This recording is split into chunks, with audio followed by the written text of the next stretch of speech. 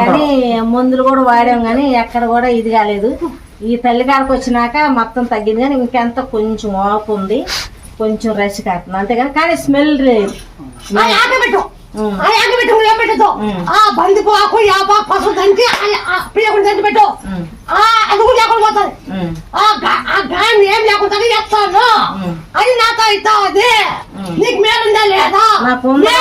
మళ్ళీ కొడుకుని కోడల్ని ఇద్దరిని తీసుకొని వచ్చా. పిల్లలు లేరు, ఏందో రండి అసలు ఇద్దరికి ఏమో తల్లి వాకొస్తే వెళ్దాం అని తీసుకొచ్చా అనమాట. సంతానం మీద